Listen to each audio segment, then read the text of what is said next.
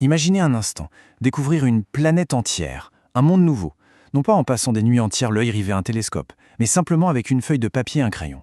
Ça sonne un peu comme de la science-fiction, je vous l'accorde. Et pourtant, c'est l'histoire, aussi incroyable que vraie, de la découverte de Neptune. Une planète qui a été littéralement démasquée par la seule et pure puissance des mathématiques. Voilà la question qui est vraiment au cœur de toute cette histoire. Comment est-ce qu'on peut bien prouver l'existence d'une planète et même aller jusqu'à dire avec une précision folle, regardez à tel endroit dans le ciel, à telle heure, sans l'avoir jamais observé auparavant? Eh bien, c'est le défi un peu fou que des astronomes du 19e siècle se sont lancés. Cette phrase, elle est du grand astronome François Arago et elle résume absolument tout.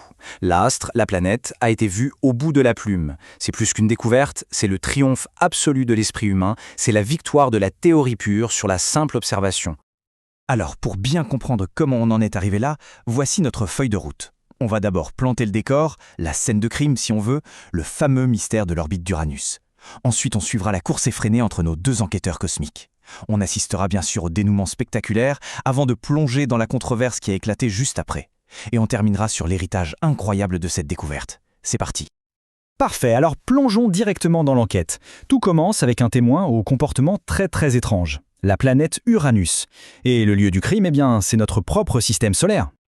On est en 1821. L'astronome Alexis Bouvard publie des tables astronomiques ultra précises qui prédisent la position d'Uranus. Tout ça est basé sur les lois de la gravitation de Newton, qui, à l'époque, sont considérées comme la vérité absolue, quasi sacrée. Sauf qu'il y a un gros problème. Les observations réelles, ce que les astronomes voient dans leur télescope, ça ne colle pas du tout avec les calculs. Uranus n'est jamais là où elle devrait être. Parfois, elle est un peu en avance sur son horaire, parfois un peu en retard. Pour la science de l'époque, c'est un véritable scandale. Il n'y a que deux options. Soit les lois de Newton sont fausses, ce qui est impensable, soit quelque chose, là-haut, perturbe la course tranquille de la planète. Et c'est là que l'hypothèse la plus folle, mais aussi la plus séduisante, commence à germer. Et s'il existait une 8e planète, encore plus lointaine et donc totalement inconnue? Le mécanisme qu'on imagine est d'une logique implacable. Visualisez la scène. Uranus, sur son orbite, s'apprête à dépasser cette planète mystère, qui est plus lointaine et donc plus lente. En s'en approchant, Uranus est attiré par la masse de cet inconnu, ce qui l'accélère un tout petit peu. Ça, c'est la première étape. Uranus prend de l'avance. Puis, une fois qu'elle a doublé la planète mystère, elle se fait attirer vers l'arrière, ce qui la ralentit.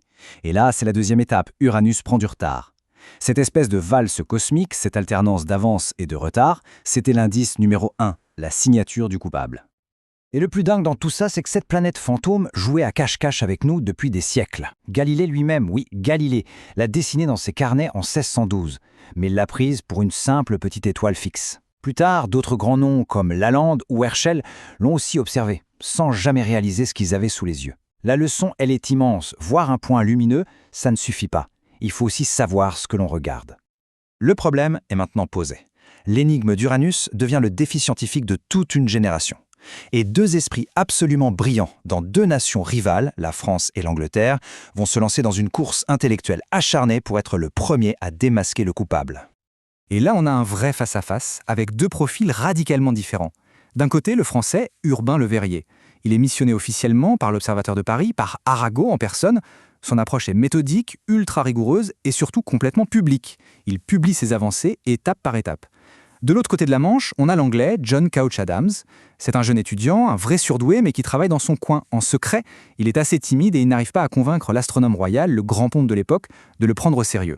Cette différence de stratégie entre la transparence et le secret va absolument tout changer.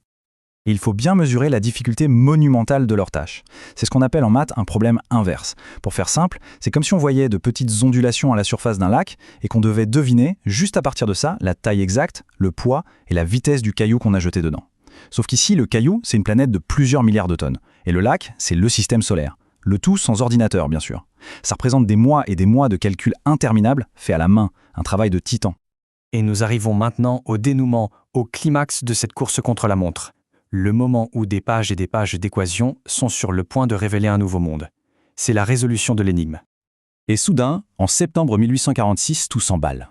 Fin août, Le Verrier publie ses calculs finaux, et il donne une position ultra précise dans le ciel. Tellement sûr de lui, il envoie une lettre à un astronome allemand, Johann Galle, à Berlin, en lui disant en substance « Cher monsieur, pointez votre télescope à cet endroit précis et vous trouverez une nouvelle planète. » La lettre arrive à Berlin le 23 septembre. Le soir même, sans attendre, Galle et son assistant pointent leur télescope. Et là, en moins d'une heure, Bingo! Ils repèrent un petit point lumineux qui ne figure sur aucune de leurs cartes du ciel. C'est elle, la planète trouvée par le calcul. Moins d'1 degré. Ce chiffre, à lui seul, y résume l'exploit.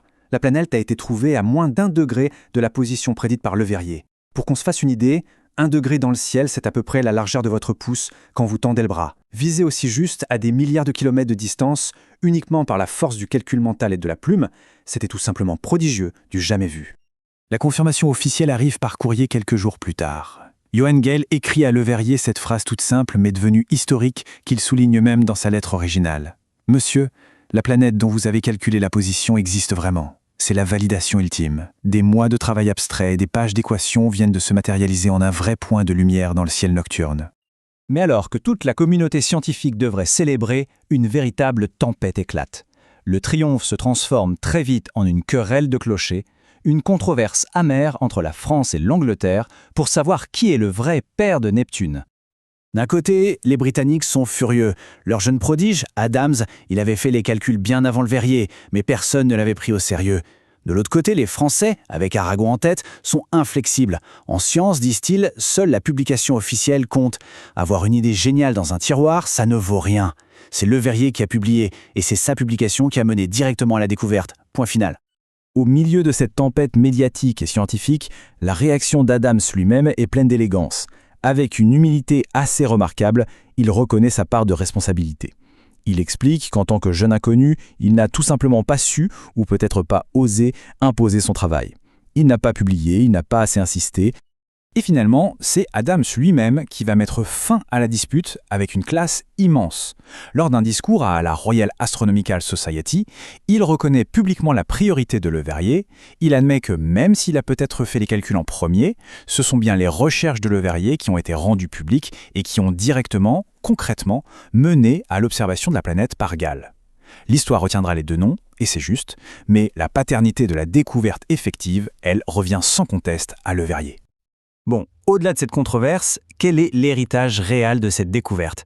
Parce que trouver Neptune, ce n'est pas juste ajouter une nouvelle bille dans le grand jeu du système solaire, c'est une véritable révolution scientifique. L'impact est absolument immense. D'abord, c'est le triomphe absolu pour la théorie de la gravitation de Newton, qui en sort renforcée comme jamais. Ensuite, c'est la naissance d'une toute nouvelle discipline, l'astronomie théorique. La preuve est faite qu'on peut découvrir des mondes par la seule force de la pensée. Mais l'histoire ne s'arrête pas là. À peine 17 jours après la découverte de Neptune, on découvre sa plus grande lune, Triton. Et puis, il y a la touche finale, la plus ironique de toutes. Des analyses bien plus tard ont montré que les calculs de Le Verrier et Ted Adams étaient en fait assez faux. Mais par une chance absolument incroyable, leurs erreurs respectives se sont en quelque sorte annulées pour donner la bonne position au bon moment. Comme quoi, la science est parfois une histoire de génie, mais aussi un peu de chance. Même pour trouver un nom, ça a été une sacrée bataille. Les Allemands proposaient Janus, les Anglais Océan. Arago, en France, a même voulu l'appeler la planète Le Verrier, ce qui a provoqué un tollé général hors de France. Finalement, c'est Le Verrier lui-même qui a eu la sagesse de suggérer Neptune. Le dieu romain de la mer, c'était un nom qui s'inscrivait parfaitement dans la tradition mythologique des autres planètes, et ça a mis tout le monde d'accord. Finalement, l'histoire de Neptune nous rappelle une leçon fondamentale. L'univers est un grand livre écrit en langage mathématique. Cette découverte a prouvé que l'esprit humain, armé de la seule logique, pouvait atteindre des réalités bien au-delà de nos sens. Et ça nous laisse avec cette question, un peu vertigineuse, quels autres grands mystères, comme la matière noire ou l'énergie sombre, attendent juste quelque part qu'une nouvelle plume, un nouvel esprit, trouve la bonne équation pour les révéler enfin au monde?